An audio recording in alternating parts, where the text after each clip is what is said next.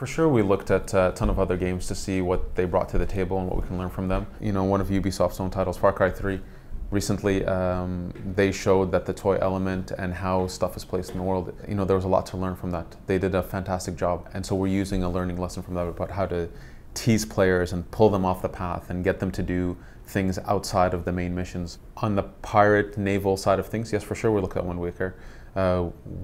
We looked at, even now I would say, Red Dead Redemption. Again, it's another really strong open world fantasy. It was the cowboy fantasy. As a fan, and they nailed it.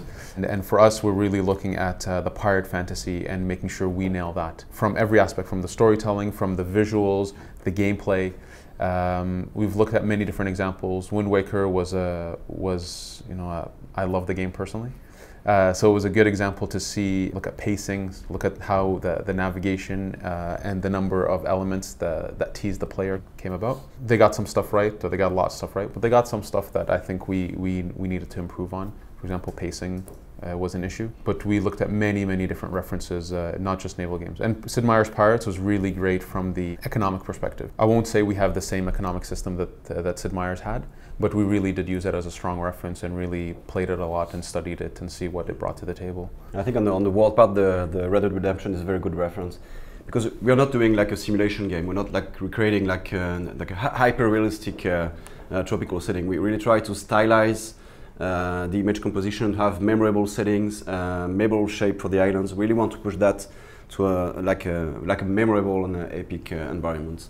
As we're making like a historical game, we look at a lot of reference and also historical paintings. We're looking at painters like Montague Dawson, who is doing like amazing vistas of boats in the ocean. We also have a lot of blueprints and engravings we use as reference for recreating like the 3D model of the ships.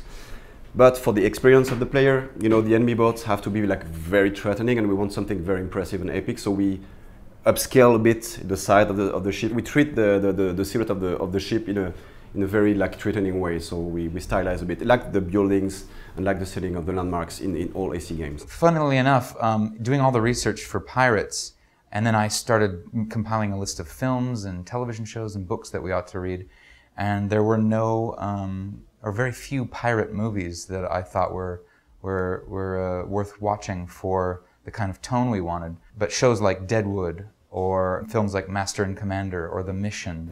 Yep. That was the tone we wanted to go for. We wanted to treat this not as a pirate game specifically, but as an early 18th century game in which you were a pirate and all your friends were pirates.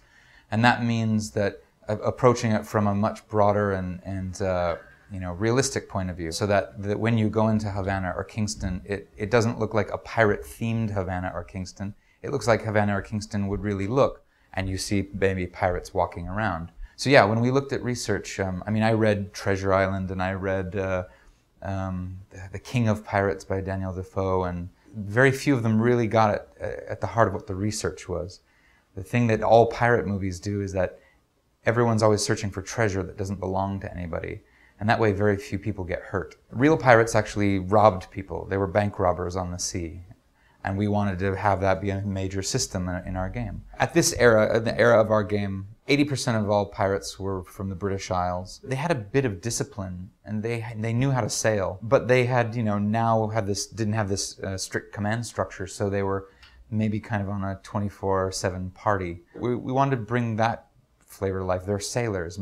Above all else, they're sailors. Like privateers. Privateers who happen to be doing illegal things for personal gain.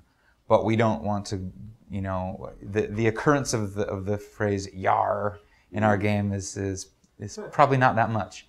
We're not overselling the griminess, and we're not overselling the nastiness and dirt and grit just for its own sake. Because what's real is already amazing. Mm-hmm. We don't need to resort to any of the fake stuff.